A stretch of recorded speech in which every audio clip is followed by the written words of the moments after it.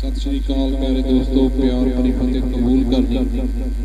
ਅਸੀਂ ਦਿਨ ਪ੍ਰਤੀ ਦਿਨ ਤੁਹਾਡੇ ਚਰਨਾਂ ਦੇ ਵਿੱਚ ਭਾਰਤ ਦੇ ਸੰਵਿਧਾਨ ਪ੍ਰਤੀ ਇੱਕ ਨਵਾਂ ਅਧਿਆਇ, ਨਵਾਂ ਭਾਗ ਤੇ ਨਵੀਂ ਜਾਣਕਾਰੀ ਲੈ ਕੇ ਆਉਂਦੇ ਰਹਿੰਦੇ ਹਾਂ। ਕੋਸ਼ਿਸ਼ ਕਰਦੇ ਹਾਂ ਜਿੰਨਾ ਸੰਵਿਧਾਨ ਭਾਰਤ ਦਾ ਤੁਹਾਨੂੰ ਹੁਣ ਤੱਕ ਪੜ੍ਹ ਕੇ ਸੁਣਾਇਆ, ਉਸ ਪ੍ਰਤੀ ਤੁਸੀਂ ਜਾਗਰੂਕ ਹੋਵੋਗੇ ਤੇ ਉਸ ਪ੍ਰਤੀ ਤੁਹਾਨੂੰ ਆਪਣੇ ਮੁੱਢਲੇ ਅਧਿਕਾਰ ਤੇ ਮੁੱਢਲੀਆਂ ਜਾਣਕਾਰੀਆਂ ਮਿਲੀਆਂ ਹੋਣਗੀਆਂ।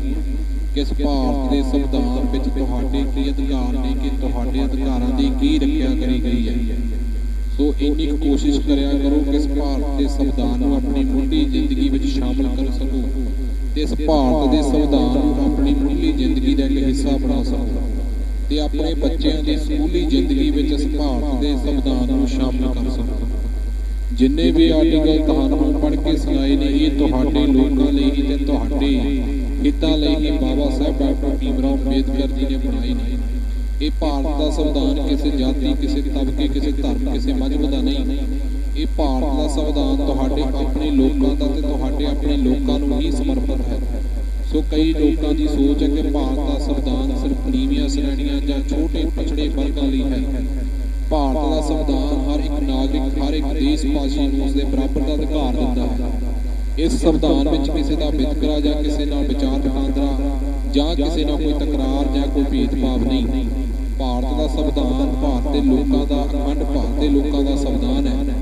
ਇਸ ਸੰਵਿਧਾਨ ਦੇ ਵਿੱਚ ਹਰ ਵਰਗ ਨੂੰ ਉਸਦੇ ਬਰਾਬਰ ਦੇ ਅਧਿਕਾਰ ਲੈ ਕੇ ਦਿੱਤੇ ਗਏ ਤਾਂ ਕਿ ਤੁਸੀਂ ਆਪਣੇ ਅਧਿਕਾਰਾਂ ਦੀ ਵਰਤੋਂ ਕਰਕੇ ਜੋ ਤੁਹਾਡੇ ਨਾਲ ਧੱਕੇ ਹੋ ਰਹੇ, ਜੋ ਸਮਾਜ ਵਿੱਚ ਤੁਹਾਡੇ ਨਾਲ ਵਿਤਕਰਾ ਹੋ ਰਿਹਾ ਹੈ, ਆਪਣੇ ਹੱਕਾਂ ਦੀ ਆਵਾਜ਼ ਬੁਲੰਦ ਕਰ ਸਕੋ ਤੇ ਆਪਣੇ ਹੱਕ ਲੈ ਸਕੋ। ਇਸ ਸੰਵਿਧਾਨ ਪ੍ਰਤੀ ਆਪਣੀ ਜ਼ਿੰਮੇਵਾਰੀਆਂ, ਆਪਣੇ ਫਰਜ਼ਾਂ ਨੂੰ ਸਮਝੋ ਤੇ ਭਾਰਤ ਦੇ ਸੰਵਿਧਾਨ ਪ੍ਰਤੀ ਸੁਚੇਤ ਹੋਵੋ ਤੇ ਸੋਚੋ ਤੇ ਜਾਂ ਪੜ੍ਹੋ ਇਹ ਸੰਵਿਧਾਨ ਨੂੰ ਲਿਖਣ ਦੀ ਜ਼ਰੂਰਤ ਕਿਉਂ ਪਈ ਤੇ ਬਾਬਾ ਸਾਹਿਬ ਭੀਮ ਰਾਓ ਅੰਬੇਦਕਰ ਜੀ ਨੇ ਸੰਵਿਧਾਨ ਦੇ ਵਿੱਚ ਤੁਹਾਡੇ ਲਈ ਕੀ ਲਿਖਿਆ। ਦਿਨ ਪ੍ਰਤੀ ਦਿਨ ਜੋ ਅਸੀਂ ਵੀਡੀਓ ਤੁਹਾਨੂੰ ਪੜ੍ਹ ਕੇ ਸੁਣਾਉਂਦੇ ਹਾਂ, ਇਸ ਸੰਵਿਧਾਨ ਦੇ ਵਿੱਚ ਅੰਦਰ ਕੀ ਲਿਖਿਆ ਜਾਂ ਆਰਟੀਕਲਾਂ ਵਿੱਚ ਕੀ ਲਿਖਿਆ, ਕੋਸ਼ਿਸ਼ ਕਰੋ ਵੀਡੀਓ ਨੂੰ ਸੁਣੋ, ਧਿਆਨਪੂਰਵਕ ਸੁਣੋ ਤਾਂ ਕਿ ਤੁਹਾਨੂੰ ਪਤਾ ਲੱਗ ਸਕੇ ਕਿ ਇਸ ਆਰਟੀਕਲ ਵਿੱਚ ਤੁਹਾਡੇ ਲਈ ਕੀ ਲਿਖਿਆ ਹੈ।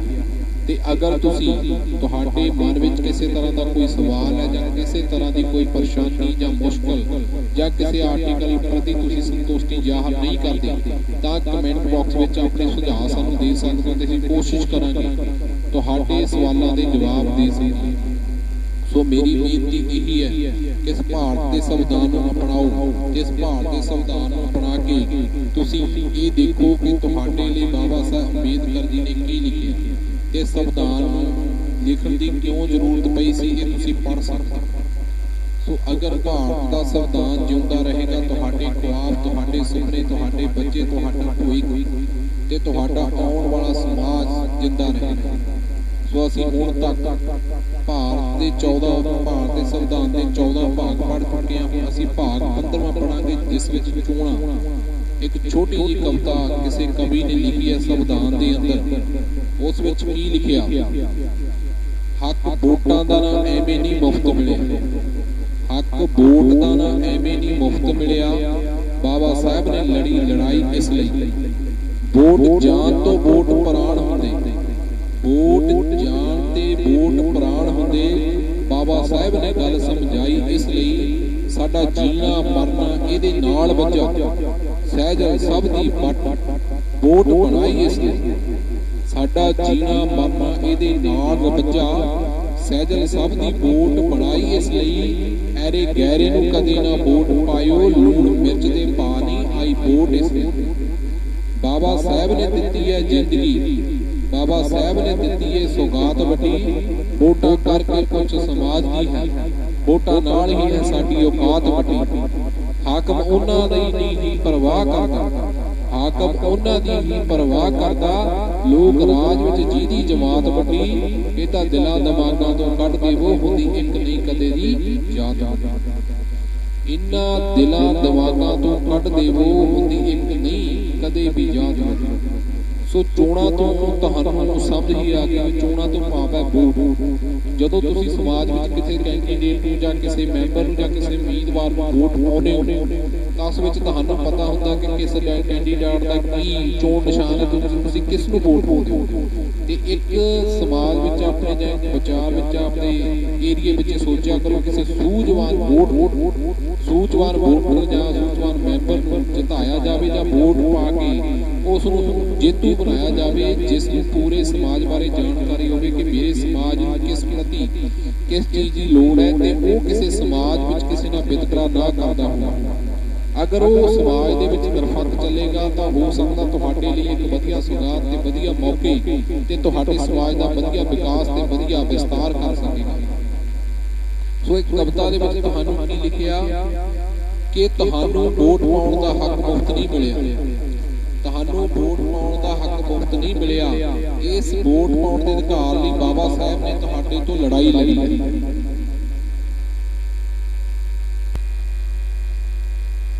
ਤੁਹਾਨੂੰ ਜੋ ਵੋਟ ਪਾਉਣ ਦਾ ਅਧਿਕਾਰ ਹੈ ਉਹ ਐਵੇਂ ਨਹੀਂ ਮਿਲਿਆ। ਇਸ ਵੋਟ ਦੇ ਅਧਿਕਾਰ ਨੂੰ ਦੇਣ ਲਈ ਬਾਬਾ ਸਾਹਿਬ ਜੀ ਨੇ ਬੜੀ ਲੰਬੀ ਲੜਾਈ ਲੜੀ। ਇਸ ਸਮਾਜ ਨਾਲ ਜਾਂ ਉੱਚ ਸ਼੍ਰੇਣੀਆਂ ਦੇ ਸਮਾਜ ਨਾਲ ਬੜੀ ਲੰਬੀ ਲੜਾਈ ਲੜੀ ਤੇ ਕਠਿਨ ਲੜਾਈ ਲੜੀ ਤਾਂ ਜਾ ਕੇ ਤੁਹਾਨੂੰ ਵੋਟ ਪਾਉਣ ਦਾ ਅਧਿਕਾਰ ਮਿਲਿਆ। ਤੁਹਾਡੇ ਵੋਟ ਤੁਹਾਡੀ ਜਾਨ ਤੇ ਤੁਹਾਡੇ ਪ੍ਰਾਣ ਨੇ। ਇਹ ਗੱਲ ਸਮਝ ਲਓ ਕਿ ਜ਼ਰੂਰੀ ਨਹੀਂ ਇੱਕ ਵੋਟ ਪਾਉਣਾ ਤੁਸੀਂ ਕਹਿ ਸਕਦੇ ਹੋ ਕਿ ਮੈਂ ਵੋਟ ਪਾਉਣ ਚੱਲਿਆ, ਪਰ ਉਹ ਵੋਟ ਤੁਹਾਡੀ ਜਾਨ ਤੇ ਤੁਹਾਡੀ ਜ਼ਿੰਦਗੀ ਤੇ ਤੁਹਾਡੀ ਪ੍ਰਾਣ। ਤੁਸੀਂ ਇਹ ਸੋਚੋ, ਅਗਰ ਤੁਸੀਂ ਵਧੀਆ ਕੈਂਡੀਡੇਟ ਜਾਂ ਪੜ੍ਹੇ ਲਿਖੇ ਸੂਝਵਾਨ ਵੋਟਰ ਨੂੰ ਵੋਟਰ ਪਾ ਕੇ ਜਿਤਾ ਦਿੰਦੇ ਹੋ ਤਾਂ ਉਹ ਤੁਹਾਡੇ ਵਿੱਚ ਇੱਕ ਜਾਨ, ਤੁਹਾਡੇ ਵਿੱਚ ਇੱਕ ਜਜ਼ਬਾ, ਤੁਹਾਡੇ ਵਿੱਚ ਜਿੰਦਾ ਦਿਲੀ ਪੈਦਾ ਕਰੇਗਾ, ਕਿਉਂਕਿ ਉਸ ਨੂੰ ਆਪਣੇ ਸਮਾਜ ਪ੍ਰਤੀ ਪਤਾ ਹੋਵੇਗਾ ਕਿ ਮੇਰੀਆਂ ਸਮਾਜ ਪ੍ਰਤੀ ਕੀ ਲੋੜਾਂ ਨੇ, ਕੀ ਅਧਿਕਾਰ ਨੇ ਤੇ ਮੈਂ ਆਪਣੇ ਸਮਾਜ ਨੂੰ ਕੀ ਦੇਣ ਦੇ ਸਕਦਾ। ਬਾਬਾ ਸਾਹਿਬ ਨੇ ਇਸ ਗੱਲ ਲਈ ਵੋਟ ਪਾਉਣ ਲਈ ਗੱਲ ਜੋ ਸਮਝਾਈ ਹੈ ਕਿ ਸਾਨੂੰ ਵੋਟ ਪਾਉਣ ਦਾ ਅਧਿਕਾਰ ਐਵੇਂ ਨਹੀਂ ਮਿਲਿਆ ਤੇ ਇਸ ਵੋਟ ਪਾਉਣ ਦੇ ਅਧਿਕਾਰ ਨੂੰ ਪਾਉਣ ਲਈ ਅਸੀਂ ਬੜੀ ਲੰਬੀ ਸਾਡੇ ਲਈ ਬਾਬਾ ਸਾਹਿਬ ਨੇ ਲੜਾਈ ਲੜੀ। ਸਾਡਾ ਜੀਣਾ ਮਰਨਾ ਇਹਦੇ ਨਾਲ ਵੱਜਾ, ਵੋਟ ਨਾਲ ਹੀ ਸਾਡਾ ਜੀਣਾ ਮਰਨਾ ਵੱਜਾ ਹੈ, ਕਿਉਂਕਿ ਇੱਕ ਵੋਟ ਚੰਗੇ ਮੈਂਬਰ ਨੂੰ ਜਾਂ ਚੰਗੇ ਉਮੀਦਵਾਰ ਨੂੰ ਪਾਓਗੇ ਤਾਂ ਤੁਹਾਡੇ ਲਈ ਚੰਗਾ ਕਰੇਗਾ। ਅਗਰ ਇਹੀ ਵੋਟ ਪਾ ਕੇ ਕਿਸੇ ਮਾੜੇ ਉਮੀਦਵਾਰ ਨੂੰ ਜਿਤਾਓਗੇ ਤਾਂ ਉਹ ਤੁਹਾਡੇ ਸਮਾਜ ਲਈ ਕੁਝ ਨਹੀਂ ਕਰ ਸਕਦਾ ਤੇ ਤੁਸੀਂ ਆਪਣੇ ਵੋਟ ਪਾਉਣ ਦਾ ਅਧਿਕਾਰ ਖਤਮ ਕਰ ਲਓਗੇ ਤੇ 5 ਸਾਲ ਜੁੱਤੀਆਂ ਖਾਣ ਲਈ ਤੁਸੀਂ ਉਹਦੇ ਅੱਗੇ ਸਿਰ ਝੁਕਾਉਂਦੇ ਰਹੋਗੇ। ਐਰੇ ਗਹਿਰੇ ਨੂੰ ਕਦੇ ਨਾ ਵੋਟ ਪਾਇਓ। ਇਹੀ ਬਾਬਾ ਸਾਹਿਬ ਨੇ ਵੀ ਜ਼ਿਕਰ ਕਰਾ ਕਿ ਐਰੇ ਗਹਿਰੇ ਨੂੰ ਕਦੇ ਨਹੀਂ ਵੋਟ ਪਾਉਣੀ। ਵੋਟ ਉਸ ਨੂੰ ਪਾਉਣੀ ਹੈ ਜੋ ਤੁਹਾਡੇ ਸਮਾਜ ਵਿੱਚ ਤੁਹਾਡੇ ਹਿੱਤ ਦੀ ਗੱਲ ਕਰੇ ਤੇ ਉਸ ਨੂੰ ਤੁਹਾਡੇ ਪਤਾ ਹੋਵੇ ਕਿ ਤੁਹਾਨੂੰ ਸਮਾਜ ਪ੍ਰਤੀ ਕੀ ਚਾਹੀਦਾ ਤੇ ਸਮਾਜ ਵਿੱਚ ਇਸ ਚੀਜ਼ ਦੀ ਜ਼ਰੂਰਤ ਹੈ ਕਿ ਉਹ ਇਨਸਾਨ ਤੁਹਾਡੇ ਨਾਲ ਵਿਤਕਰਾ ਨਾ ਕਰੇ ਜਾਂ ਕਿਸੇ ਜਾਤੀ ਜਾਂ ਸ਼੍ਰੇਣੀ ਜਾਂ ਕੈਟਾਗਰੀ ਦਾ ਨਾਂ ਲੈ ਕੇ ਤੁਹਾਨੂੰ ਸੰਬੋਧਿਤ ਨਾ ਕਰੇ। ਲੂਣ ਮਿਰਚ ਦੇ ਭਾਅ ਨਹੀਂ ਆਈ ਵੋਟ ਸਾਡੀ, ਇਹ ਵੋਟ ਸਾਡੀ ਪੈਸਿਆਂ ਦੇ ਨਾਲ ਨਹੀਂ ਆਈ। ਇਸ ਵੋਟ ਦੇ ਅਧਿਕਾਰ ਨੂੰ ਦਬਾਉਣ ਲਈ ਬਾਬਾ ਸਾਹਿਬ ਨੇ ਬੜੀ ਲੰਬੀ ਲੜਾਈ ਲੜੀ ਤੇ ਕਠਿਨ ਲੜਾਈ ਲੜੀ। ਇਸ ਲੜਾਈ ਨੂੰ ਲੜ ਕੇ ਤਾਂ ਸਾਨੂੰ ਇਸ ਵੋਟ ਪਾਉਣ ਦਾ ਅਧਿਕਾਰ ਬਾਬਾ ਸਾਹਿਬ ਭੀਮ ਰਾਓ ਅੰਬੇਦਕਰ ਜੀ ਨੇ ਲੈ ਕੇ ਦਿੱਤਾ। ਬਾਬਾ ਸਾਹਿਬ ਨੇ ਦਿੱਤੀ ਇਹ ਜ਼ਿੰਦਗੀ, ਬਾਬਾ ਸਾਹਿਬ ਨੇ ਦਿੱਤੀ ਇਹ ਸੁਗਾਤ। ਇਸ ਵੋਟ ਦੇ ਅਧਿਕਾਰ ਲਈ ਲੜਾਈ ਲੜ ਕੇ ਬਾਬਾ ਸਾਹਿਬ ਜੀ ਨੇ ਸਾਨੂੰ ਇੱਕ ਜ਼ਿੰਦਗੀ ਦਿੱਤੀ, ਇੱਕ ਵਧੀਆ ਖੂਬਸੂਰਤ ਜ਼ਿੰਦਗੀ ਦਿੱਤੀ ਹੈ ਤੇ ਬਾਬਾ ਸਾਹਿਬ ਨੇ ਇਹ ਸੁਗਾਤ ਸਾਡੇ ਲਈ ਬੜੀ ਵੱਡੀ ਅਖਤਿਆਰ ਕੀਤੀ। ਵੋਟਾਂ ਕਰਕੇ ਪੁੱਛਿਆ ਸਮਾਜ, ਇਸ ਵੋਟ ਦੇ ਅਧਿਕਾਰ ਕਰਕੇ ਹੀ ਸਮਾਜ ਵਿੱਚ ਤੁਹਾਡੀ ਪੁੱਛ ਹੈ। ਅਗਰ ਸਮਾਜ ਵਿੱਚ ਕੋਈ ਕੰਮ ਹੁੰਦਾ ਹੈ ਜਾਂ ਤੁਹਾਡੇ ਵਾਰਡ ਵਿੱਚ ਕੋਈ ਕੰਮ ਹੁੰਦਾ ਹੈ ਤਾਂ ਉਸ ਵਿੱਚ ਦੇਖੀ ਜਾਂਦੀ ਕਿ ਤੁਹਾਡੀ ਵੋਟ ਕਿੰਨੀ ਹੈ ਤੇ ਕਿਸ ਵੋਟ ਦੇ ਅਧਿਕਾਰ ਨਾਲ ਤੁਸੀਂ ਆਪਣੇ ਸਮਾਜ ਵਿੱਚ ਕੰਮ ਕਰਵਾਉਣਾ।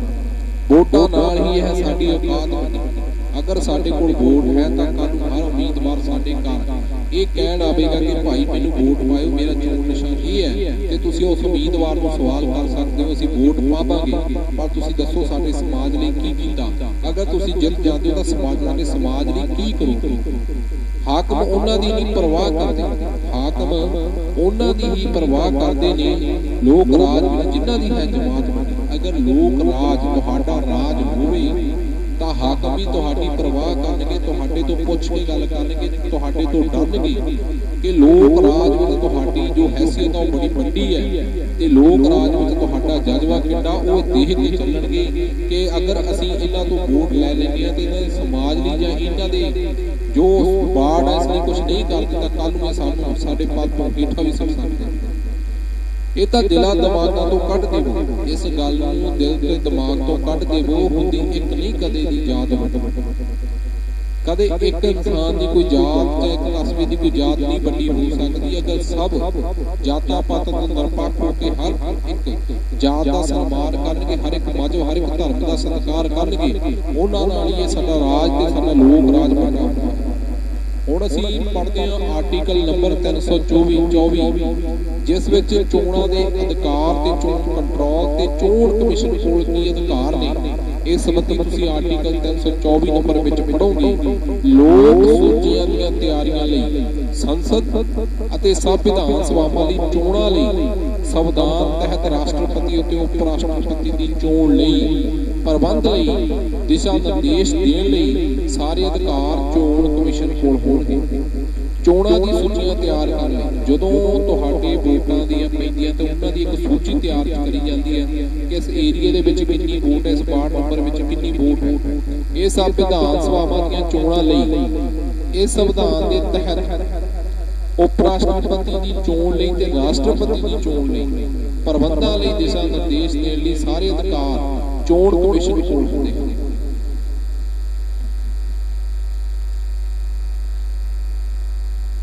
ਚੋਣ ਕਮਿਸ਼ਨ ਇਸ ਵਿੱਚ ਮੁੱਖ ਕਮਿਸ਼ਨ ਹੋਵੇਗਾ। ਉਸ ਦੇ ਨਾਲ ਚੋਣ ਕਮਿਸ਼ਨ ਸੰਸਦ ਦੇ ਕਾਨੂੰਨ ਅਨੁਸਾਰ ਰਾਸ਼ਟਰਪਤੀ ਨੂੰ ਨਾਮਜ਼ਦ ਕਰਦਾ ਹੈ। ਸੰਸਦ ਦੇ ਕਾਨੂੰਨ ਅਨੁਸਾਰ ਚੋਣ ਕਮਿਸ਼ਨਰ ਅਤੇ ਖੇਤਰੀ ਕਮਿਸ਼ਨਰਾਂ ਦੇ ਕੰਮ ਦੀ ਮਿਆਦ ਅਤੇ ਸੇਵਾ ਸ਼ਰਤਾਂ ਰਾਸ਼ਟਰਪਤੀ ਨਿਯਮ ਦੁਆਰਾ ਆਧਾਰਿਤ ਹੁੰਦੀਆਂ ਤੇ ਉਹ ਨਿਯਮ ਦੁਆਰਾ ਹੀ ਨਿਰਧਾਰਤ ਕਰਦਾ ਹੈ।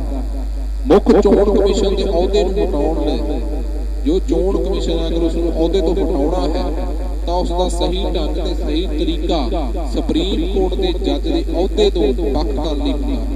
ਜਿੱਦਾਂ ਇੱਕ ਸੁਪਰੀਮ ਕੋਰਟ ਦੇ ਜੱਜ ਨੂੰ ਉਸ ਦੇ ਅਹੁਦੇ ਤੋਂ ਹਟਾਇਆ ਜਾਂਦਾ ਹੈ, ਉਸ ਦੀ ਜ਼ਿੰਮੇਵਾਰੀ ਤੋਂ ਜਾਂ ਉਸ ਦੇ ਅਹੁਦੇ ਜਾਂ ਪਦ ਤੋਂ ਹਟਾਇਆ ਜਾਂਦਾ ਹੈ, ਉਹੀ ਤਰ੍ਹਾਂ ਦਾ ਜੋ ਪ੍ਰੋਸੀਜਰ ਹੁੰਦਾ ਹੈ ਉਹੀ ਚੋਣ ਕਮਿਸ਼ਨ ਦਾ ਪ੍ਰੋਸੀਜਰ ਹੁੰਦਾ ਹੈ। ਅਗਰ ਤੁਸੀਂ ਉਸ ਨੂੰ ਸਹੀ ਢੰਗ ਤੇ ਸਹੀ ਤਰੀਕੇ ਨਾਲ ਉਸ ਦੇ ਪਦ ਤੋਂ ਹਟਾਉਣਾ ਹੈ ਪਰ ਇਸ ਲਈ ਅਗਰ ਉਹ ਆਪਣੇ ਪਦ ਲਈ ਅਯੋਗ ਸਮਝਿਆ ਜਾਂਦਾ ਹੈ।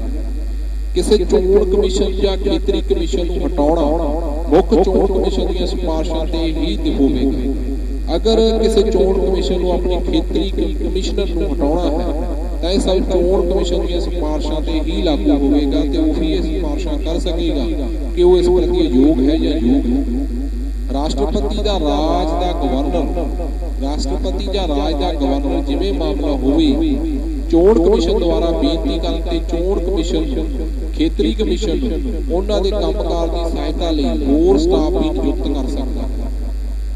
ਆਰਟੀਕਲ ਨੰਬਰ 325 ਵਿੱਚ ਧਰਮ, ਮੂਲ ਵੰਸ਼, ਜਾਤ ਜਾਂ ਲਿੰਗ ਦੇ ਆਧਾਰ ਤੇ ਕਿਸੇ ਵਿਅਕਤੀ ਨੂੰ ਚੋਣ ਸੂਚੀ ਵਿੱਚ ਸ਼ਾਮਲ ਕਰਨ ਤੋਂ ਮਨਾ ਨਹੀਂ ਕੀਤਾ ਜਾ ਸਕਦਾ। ਆਰਟੀਕਲ ਨੰਬਰ 326 ਲੋਕ ਸਭਾ ਅਤੇ ਰਾਜ ਵਿਧਾਨ ਸਭਾਵਾਂ ਲਈ ਚੋਣਾਂ ਬਾਲਗ ਮਤ ਅਧਿਕਾਰ ਦੇ ਆਧਾਰ ਤੇ ਹੋਣਗੀਆਂ। ਵੋਟਰ ਭਾਰਤ ਦਾ ਨਾਗਰਿਕ ਹੋਵੇ, ਘੱਟੋ ਘੱਟ ਉਮਰ 21 ਸਾਲ ਹੋਵੇ, ਕਿਸੇ ਤਰ੍ਹਾਂ ਸੰਵਿਧਾਨ ਅਨੁਸਾਰ ਉਹ ਚੋਣ ਦੇ ਹੱਕ ਤੋਂ ਵੰਚਿਤ ਨਾ ਰਹੇ, ਦਿਮਾਗੀ ਤੌਰ ਤੇ ਸਹੀ ਹੋਵੇ, ਕਿਸੇ ਜੁਰਮ, ਭ੍ਰਿਸ਼ਟਾਚਾਰ ਜਾਂ ਗੈਰ ਕਾਨੂੰਨੀ ਕੰਮ ਵਿੱਚ ਦੋਸ਼ੀ ਨਾ ਠਹਿਰਾਇਆ। ਅਗਰ ਲੋਕ ਸਭਾ, ਰਾਜ ਜਾਂ ਵਿਧਾਨ ਸਭਾ ਲਈ ਤੁਸੀਂ ਚੋਣ ਕਰਨਾ ਚਾਹੁੰਦੇ ਹੋ ਤਾਂ ਬਾਲਗ ਮਤ ਦੇ ਆਧਾਰ ਤੇ ਵੋਟਾਂ ਕੀਤੀਆਂ ਜਾਂਦੀਆਂ ਨੇ। ਵੋਟਰ ਪਹਿਲੀ ਗੱਲ ਵੋਟਰ ਭਾਰਤ ਦਾ ਨਾਗਰਿਕ ਹੋਣਾ ਚਾਹੀਦਾ, ਕਿਸੇ ਹੋਰ ਦੇਸ਼ ਦਾ ਨਾਗਰਿਕ ਨਾ ਹੋਵੇ, ਉਹ ਭਾਰਤ ਦਾ ਨਾਗਰਿਕ ਹੋਵੇ, ਭਾਰਤ ਦਾ ਸਿਟੀਜ਼ਨ ਹੋਵੇ, ਘੱਟੋ ਘੱਟ ਉਸ ਦੀ ਉਮਰ 21 ਸਾਲ ਹੋਵੇ, ਕਿਸੇ ਤਰ੍ਹਾਂ ਸੰਵਿਧਾਨ ਦੇ ਅਨੁਸਾਰ ਉਸ ਨੂੰ ਚੋਣ ਦੇ ਹੱਕ ਤੋਂ ਵੰਚਿਤ ਨਹੀਂ ਰੱਖਿਆ ਜਾ ਸਕਦਾ, ਉਸ ਨੂੰ ਵੋਟ ਪਾਉਣ ਦਾ ਅਧਿਕਾਰ ਹੈ। ਪਰ ਦਿਮਾਗੀ ਤੌਰ ਤੇ ਉਹ ਸਹੀ ਹੋਣਾ ਚਾਹੀਦਾ ਕਿਉਂਕਿ ਉਸ ਨੂੰ ਪਤਾ ਲੱਗਣਾ ਚਾਹੀਦਾ ਕਿ ਮੈਂ ਕਿਸ ਕੈਂਡੀਡੇਟ ਨੂੰ ਵੋਟ ਪਾ ਰਿਹਾ ਹਾਂ। ਉਸ ਦੇ ਉੱਪਰ ਕਿਸੇ ਚੀਜ਼ ਦਾ ਜੁਰਮ, ਕਿਸੇ ਤਰ੍ਹਾਂ ਦਾ ਜੁਰਮ, ਭ੍ਰਿਸ਼ਟਾਚਾਰ ਦਾ ਕੇਸ ਜਾਂ ਗੈਰ ਕਾਨੂੰਨੀ ਕੰਮਾਂ ਵਿੱਚ ਉਸ ਨੂੰ ਦੋਸ਼ੀ ਨਾ ਠਹਿਰਾਇਆ ਗਿਆ ਹੋਵੇ ਤਦ ਹੀ ਉਹ ਆਪਣੀ ਵੋਟ ਪਾ ਸਕਦਾ।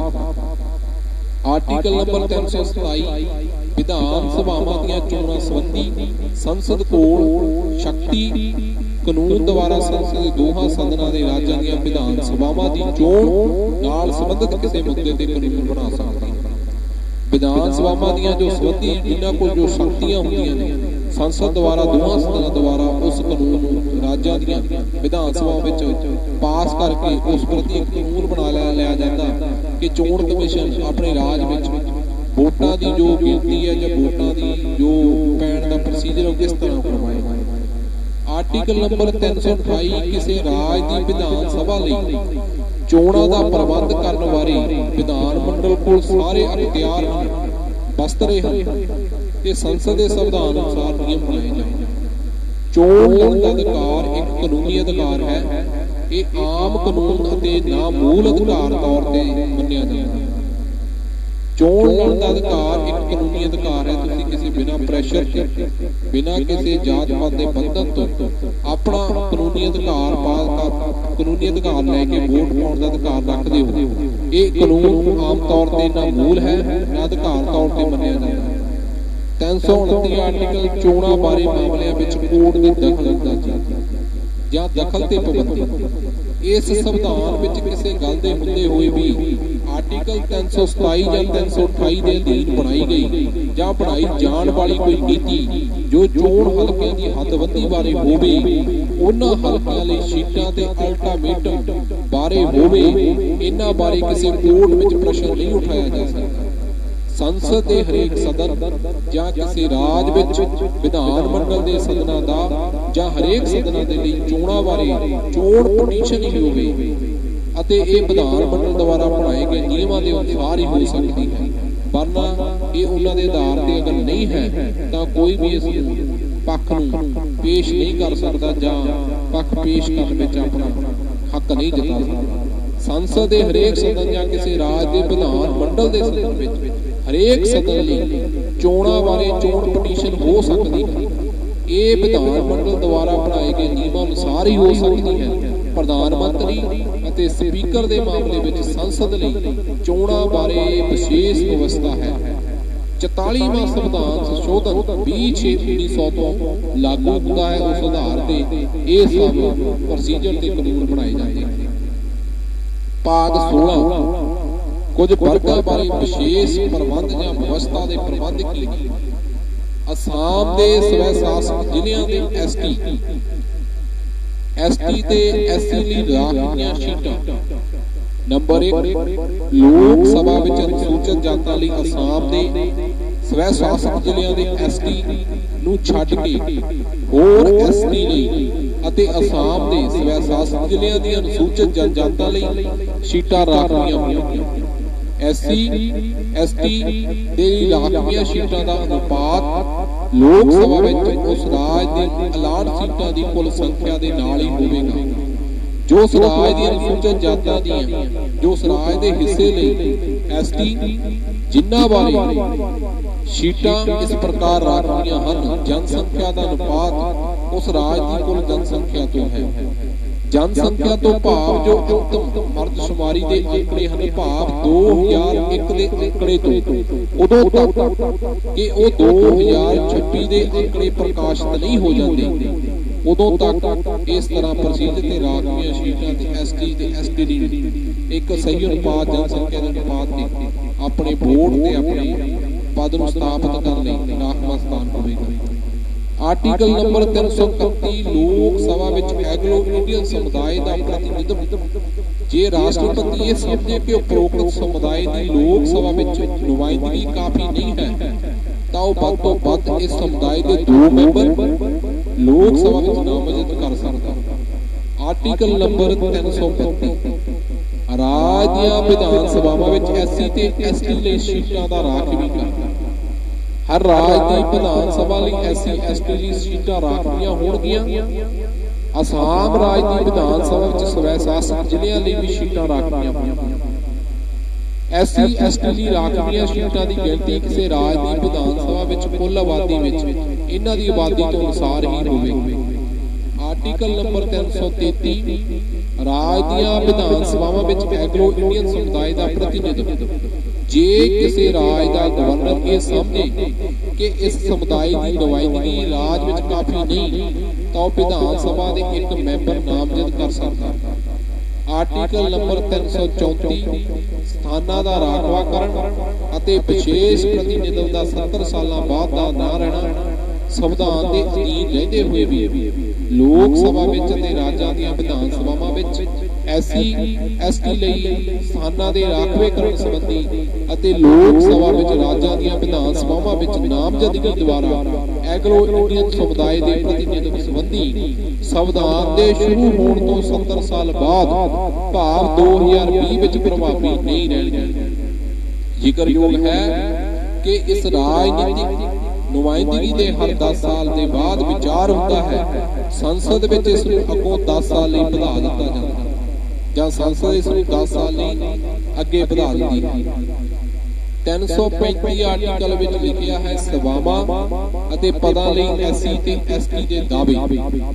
ਸੰਘ ਜਾਂ ਕਿਸੇ ਰਾਜ ਦੇ ਮਾਮਲਿਆਂ ਨਾਲ ਸੰਬੰਧਿਤ ਸੇਵਾਵਾਂ ਪਦਾਂ ਲਈ ਨਿਯੁਕਤੀਆਂ ਕਰਨ ਵਿੱਚ ਐਸਸੀ ਤੇ ਐਸਟੀ ਦੇ ਮੈਂਬਰਾਂ ਦੇ ਦਾਅਵੇਦਾਰਾਂ ਦਾ ਪ੍ਰਸ਼ਾਸਨ ਦੀ ਕਾਰਜਕੁਸ਼ਲਤਾ ਬਣਾਈ ਰੱਖਣ ਲਈ ਰੋਸ਼ਨੀ ਦੇ ਧਿਆਨ ਦਿੱਤਾ ਜਾਵੇ। ਇਸ ਆਰਟੀਕਲ ਦੀ ਗੱਲ ਨੂੰ ਐਸਸੀ ਐਸਟੀ ਮੈਂਬਰਾਂ ਦੇ ਪੱਖ ਵਿੱਚ ਸੰਘ ਜਾਂ ਕਿਸੇ ਰਾਜ ਦੇ ਮਾਮਲਿਆਂ ਨਾਲ ਸੰਬੰਧਿਤ ਸੇਵਾਵਾਂ ਦੇ ਕਿਸੇ ਵਰਗ ਜਾਂ ਵਰਗਾਂ ਵਿੱਚ ਜਾਂ ਪਦਾਂ ਵਿੱਚ ਪ੍ਰਮੋਸ਼ਨ ਦੇ ਮਾਮਲਿਆਂ ਵਿੱਚ ਰਾਖਵਾਂ ਕਰਨ ਲਈ ਕਿਸੇ ਪ੍ਰੀਖਿਆ ਵਿੱਚ ਨੰਬਰਾਂ ਦੀ ਛੋਟ ਦੇਣ ਜਾਂ ਮੁਲਾਂਕਣ ਜਾਂ ਪੈਮਾਨਾ ਘਟਾਉਣ ਲਈ ਨਿਯਮ ਬਣਾਉਣ ਤੋਂ ਰੋਕੇਗੀ ਨਹੀਂ। 336 ਕੁਝ ਸਭਾਵਾਂ ਵਿੱਚ ਐਗਲੋ ਇੰਡੀਅਨ ਸਮੁਦਾਇ ਲਈ ਵਿਸ਼ੇਸ਼ ਵਿਵਸਥਾਵਾਂ। ਸੰਵਿਧਾਨ ਦੇ ਸ਼ੁਰੂ ਹੋਣ ਤੋਂ ਪਿੱਛੋਂ ਪਹਿਲੇ 2 ਵਰ੍ਹਿਆਂ ਦੇ ਦੌਰਾਨ ਸੰਘ ਦੀ ਰੇਲ, ਕਸਟਮਜ਼, ਡਾਕ ਅਤੇ ਤਾਰ ਸੰਬੰਧੀ ਸੇਵਾਵਾਂ ਦੇ ਕਿਸੇ ਵਰਗ ਜਾਂ ਵਰਗਾਂ ਵਿੱਚ ਜਾਂ ਪਦਾਂ ਲਈ ਐਗਲੋ ਇੰਡੀਅਨ ਸਮੁਦਾਇ ਦੇ ਮੈਂਬਰਾਂ ਦੀਆਂ ਨਿਯੁਕਤੀਆਂ ਉਸ ਆਧਾਰ ਤੇ ਕੀਤੀਆਂ ਜਾਣਗੀਆਂ ਜਿਸ ਆਧਾਰ ਤੇ 15 ਅਗਸਤ 1947 ਤੋਂ ਠੀਕ ਪਹਿਲਾਂ ਕੀਤੀਆਂ ਜਾਂਦੀਆਂ ਸੀ। ਹਰ ਆਉਣ ਵਾਲੇ 2 ਵਰ੍ਹਿਆਂ ਦੇ ਅਰਸੇ ਦੌਰਾਨ ਇਸ ਸਮੁਦਾਇ ਦੇ ਮੈਂਬਰਾਂ ਲਈ ਉਪਰੋਕਤ ਸਭਾਵਾਂ ਵਿੱਚ ਰਾਖਵੇਂ ਪਦਾਂ ਦੀ ਸੰਖਿਆ ਠੀਕ ਅਗਲੇ 2 ਵਰ੍ਹਿਆਂ ਦੇ ਅਰਸੇ ਦੌਰਾਨ ਇਸ ਪ੍ਰਕਿਰਿਆ ਰਾਖਵੀਂ ਗਿਣਤੀ ਤੋਂ 10% ਘੱਟ ਹੋਵੇਗੀ।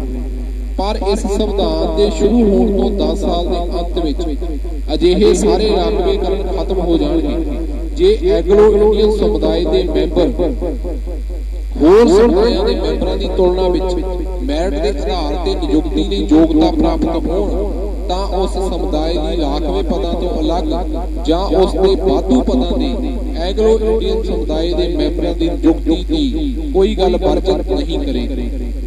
ਆਰਟੀਕਲ ਨੰਬਰ 337 ਐਗਲੋ ਇੰਡੀਅਨ ਸਮੁਦਾਇ ਦੇ ਲਾਭ ਲਈ ਸਿੱਖਿਆ ਗ੍ਰਾਂਟਾਂ ਵਿੱਚ ਵਿਸ਼ੇਸ਼ ਵਿਵਸਥਾ।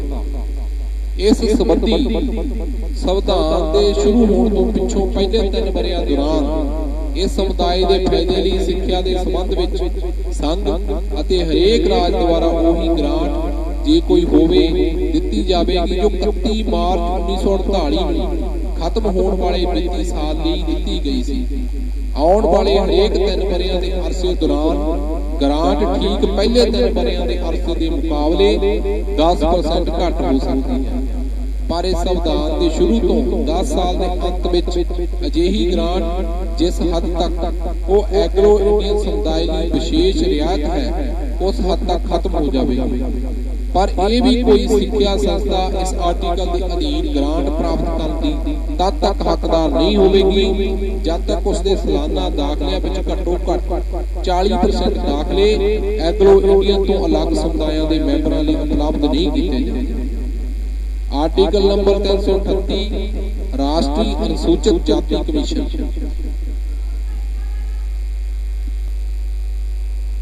ਰਾਸ਼ਟਰਪਤੀ ਅਨੁਸੂਚਿਤ ਜਾਤੀ ਕਮਿਸ਼ਨ।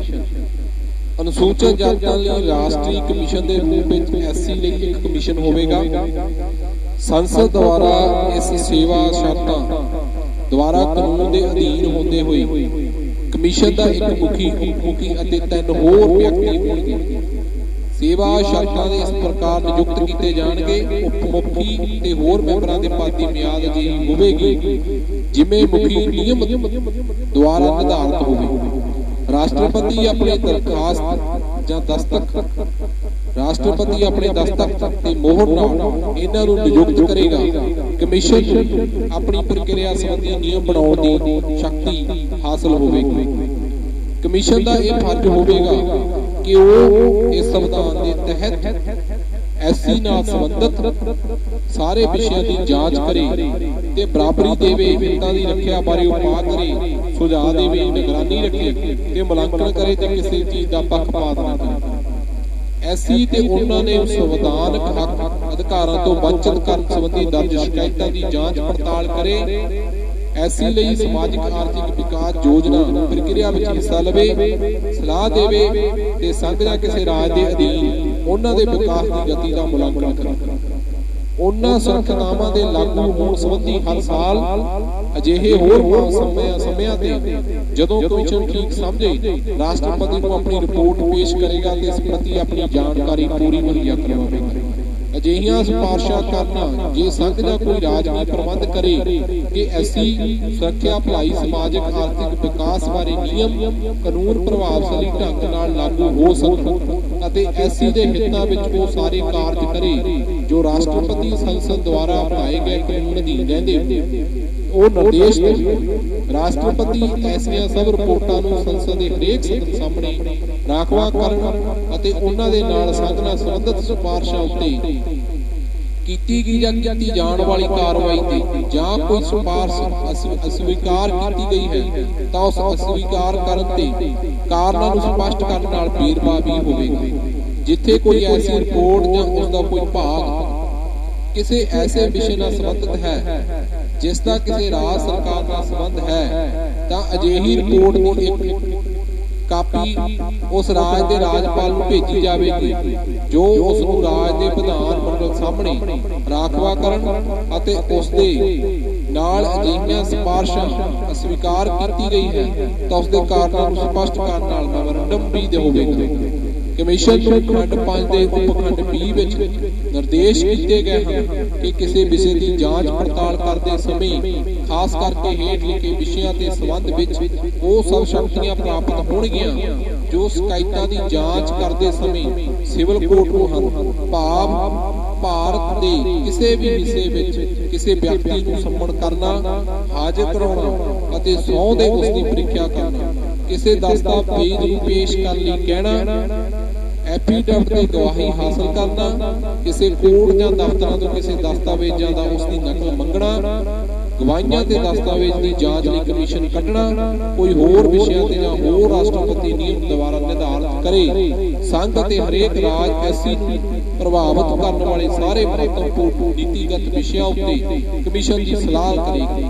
ਇਸ ਆਰਟੀਕਲ ਵਿੱਚ ਐਸਸੀ ਪ੍ਰਤੀ ਨਿਰਦੇਸ਼ ਦਾ ਇਹ ਅਰਥ ਨਹੀਂ ਲਾਇਆ ਜਾਵੇਗਾ ਕਿ ਇਸ ਦੇ ਅਧੀਨ ਆਉਂਦੇ ਐਸੇ ਪਿਛੜੇ ਵਰਗਾਂ ਪ੍ਰਤੀ ਨਿਰਦੇਸ਼ ਜਿਨ੍ਹਾਂ ਨੂੰ ਰਾਸ਼ਟਰਪਤੀ ਦੁਆਰਾ ਜਾਂ ਰਾਸ਼ਟਰਪਤੀ ਧਾਰਾ 340 ਦੇ ਖੰਡ 1 ਵਿੱਚ ਅਧੀਨ ਨਿਯੁਕਤ ਕਮਿਸ਼ਨ ਦੀ ਰਿਪੋਰਟ ਤੇ ਸਾਰੀਆਂ ਰਿਪੋਰਟ ਦੇ ਪ੍ਰਾਪਤੀ ਉੱਤੇ ਆਦੇਸ਼ ਦੁਆਰਾ ਨਿਸ਼ਚਿਤ ਕਰੇ ਕਿ ਐਂਗਲੋ ਇੰਡੀਅਨ ਲਈ ਕੀ ਨਿਰਦੇਸ਼ ਹਨ। ਹੁਣ ਤੱਕ ਤੁਸੀਂ ਭਾਰਤ ਦੇ 337 ਸੰਵਿਧਾਨ ਪੜ੍ਹ ਚੁੱਕੇ ਹੋ, ਸਾਡੇ ਨਾਲ ਪੜ੍ਹ ਚੁੱਕੇ ਹੋ ਤੇ ਸੁਣ ਵੀ ਚੁੱਕੇ ਹੋ। ਆਰਟੀਕਲ 338 ਨੰਬਰ ਅਸੀਂ ਕੱਲ ਪੜਾਂਗੇ। ਵੀਡੀਓ ਖਤਮ ਹੋਣ ਤੇ ਮੈਂ ਤੁਹਾਨੂੰ ਇੱਕ ਛੋਟੀ ਜਿਹੀ ਬੇਨਤੀ ਕਰਦਾ, ਤੁਹਾਡੇ ਚਰਨਾਂ ਵਿੱਚ ਹੱਥ ਜੋੜ ਕਿ ਭਾਰਤ ਦਾ ਸੰਵਿਧਾਨ ਭਾਰਤ ਦੇ ਲੋਕਾਂ ਦਾ ਤੇ ਭਾਰਤ ਦੇ ਲੋਕਾਂ ਨੂੰ ਹੀ ਸਮਰਪਿਤ ਹੈ। ਇਸ ਸੰਵਿਧਾਨ ਦੇ ਅੰਦਰ ਤੁਹਾਡੇ ਮੌਲਿਕ ਅਧਿਕਾਰਾਂ ਦੀ ਰੱਖਿਆ ਕਰੀ ਗਈ ਹੈ ਤੇ ਤੁਹਾਡੇ ਬੱਚਿਆਂ ਲਈ ਜੋ ਲੋਕ ਹਿੱਤ, ਜੋ ਲੋਕ ਕਲਿਆਣ ਲਈ ਜੋ ਕਾਨੂੰਨ ਲਿਖੇ ਗਏ ਨੇ ਉਹ ਇਸ ਸੰਵਿਧਾਨ ਦੇ ਅੰਦਰ ਮੌਜੂਦ ਹਨ। ਮੈਂ ਇੱਕੋ ਬੇਨਤੀ ਕਰਦਾ ਕਿ ਭਾਰਤ ਦਾ ਸੰਵਿਧਾਨ ਤੁਹਾਡਾ ਆਪਣਾ ਸੰਵਿਧਾਨ ਹੈ, ਇਸ ਦੇ ਨਾਲ ਕੋਈ ਵਖਰੇਵਾਂ ਨਾ ਕਰੋ, ਇਸ ਨੂੰ ਆਪਣੀ ਨਿੱਜੀ ਜ਼ਿੰਦਗੀ ਵਿੱਚ ਸ਼ਾਮਲ ਕਰੋ। ਅਗਰ ਤੁਸੀਂ ਭਾਰਤ ਦੇ ਸੰਵਿਧਾਨ ਨੂੰ ਪੜ੍ਹ ਕੇ ਆਪਣੇ ਸਮਾਜ ਪ੍ਰਤੀ ਜਾਂ ਆਪਣੇ ਬੱਚਿਆਂ ਦੇ ਅਧਿਕਾਰਾਂ ਪ੍ਰਤੀ ਸੁਚੇਤ ਹੋ ਜਾਵੋਗੇ ਤਾਂ ਅਸੀਂ ਬਾਬਾ ਸਾਹਿਬ ਦੀ ਉਸ ਜੋ ਰੋਸ਼ਨੀ ਨੂੰ ਚਲਾਇਆ ਗਿਆ ਸੀ ਉਸ ਰੋਸ਼ਨੀ ਨੂੰ ਰੋਸ਼ਨ ਕਰਕੇ ਆਪਣੇ ਹੱਕਾਂ ਦੀ ਮੰਗ ਕਰ ਸਕੋਗੇ। ਇਸ ਸੰਵਿਧਾਨ ਪ੍ਰਤੀ ਜਾਗਰੂਕ ਰਹੋ ਤੇ ਸੰਵਿਧਾਨ ਦੇ ਵਿੱਚ ਜੋਨੇ ਵੀ ਆਰਟੀਕਲ ਨੇ ਉਸ ਪ੍ਰਤੀ ਸੁਚੇਤ ਰਹੋ। ਭਾਰਤ ਦੇ ਸੰਵਿਧਾਨ ਨੂੰ ਪੜ੍ਹੋ ਤੇ ਆਪਣੇ ਬੱਚਿਆਂ ਦੀ ਨਿੱਜੀ ਜ਼ਿੰਦਗੀ ਵਿੱਚ ਸ਼ਾਮਲ ਕਰੋ ਤਾਂ ਕਿ ਸੰਵਿਧਾਨ ਨੂੰ ਪੜ੍ਹ ਕੇ ਤੁਹਾਨੂੰ ਆਪਣੇ ਮੌਲਿਕ ਅਧਿਕਾਰਾਂ ਬਾਰੇ ਪਤਾ ਲੱਗ ਸਕੇ। ਸੋ ਕੱਲ ਦੀ ਵੀਡੀਓ ਵਿੱਚ ਅਸੀਂ 338 ਨੰਬਰ ਆਰਟੀਕਲ ਦੇ ਜ਼ਿਕਰ ਕਰਾਂਗੇ। ਕੋਸ਼ਿਸ਼ ਕਰਦੇ ਹਾਂ ਕਿ ਤੁਹਾਨੂੰ ਹਰ ਇੱਕ ਆਰਟੀਕਲ ਪ੍ਰਤੀ ਪੂਰੀ ਜਾਣਕਾਰੀ ਮੁਹੱਈਆ ਕਰਵਾਈ ਜਾ ਸਕੇ ਤੇ ਇਸ ਆਰਟੀਕਲ ਦੇ ਸੰਬੰਧ ਵਿੱਚ ਵੀ ਲਿਖਿਆ ਤੁਹਾਨੂੰ ਦੱਸਿਆ ਜਾ ਸਕੇ। ਹਰੇਕ ਆਰਟੀਕਲ ਵਿੱਚ ਅਸੀਂ ਤੁਹਾਨੂੰ ਜਾਣਕਾਰੀ ਮੁਹੱਈਆ ਕਰਵਾਉਂਦੇ ਹਾਂ ਕਿ ਭਾਰਤ ਸੰਵਿਧਾਨ ਨੂੰ ਪੜ੍ਹੋ ਤੇ ਆਪਣੀ ਨਿੱਜੀ ਜ਼ਿੰਦਗੀ ਵਿੱਚ ਸ਼ਾਮਲ ਕਰੋ। ਇਸ ਸੰਵਿਧਾਨ ਦੇ ਵਿੱਚ ਤੁਹਾਡੇ ਲਈ ਬੜਾ ਕੁਝ ਲਿਖਿਆ ਤੇ ਇਸ ਨੂੰ ਪੜ੍ਹੋ। ਅਗਰ ਤੁਸੀਂ ਤੁਹਾਡੇ ਮਨਾਂ ਦੇ ਵਿੱਚ ਕਿਸੇ ਆਰਟੀਕਲ ਪ੍ਰਤੀ ਇੱਕੋ ਨਹੀਂ ਹੁੰਦੀ ਤਾਂ ਤੁਸੀਂ ਕਮੈਂਟ ਬਾਕਸ ਵਿੱਚ ਆਪਣੇ ਵਿਚਾਰ ਸਾਂਝੇ ਕਰ ਸਕਦੇ ਹੋ। ਮੈਂ ਕੋਸ਼ਿਸ਼ ਕਰਾਂਗਾ ਤੁਹਾਨੂੰ ਸੰਵਿਧਾਨ ਦੇ ਆਰਟੀਕਲ ਪ੍ਰਤੀ ਪੂਰੀ ਸੰਤੁਸ਼ਟੀ ਦੇ ਸਕਾਂ। ਸੋ ਕੱਲ ਮਿਲਾਂਗੇ। ਅਗਰ ਅਰਥ ਕਰਦੇ ਸਮੇਂ ਸੰਵਿਧਾਨ ਪੜ੍ਹਦੇ ਸਮੇਂ ਕਿਸੇ ਚੀਜ਼ ਦੇ ਵਿੱਚ ਕੋਈ ਕਮੀ ਪੇਸ਼ੀ ਜਾਂ ਗਲਤੀ ਹੋ ਜਾਂਦੀ ਹੈ ਤਾਂ ਮਾਫੀ ਦੇ ਜਾਚ। ਸਤਿ ਸ੍ਰੀ ਅਕਾਲ।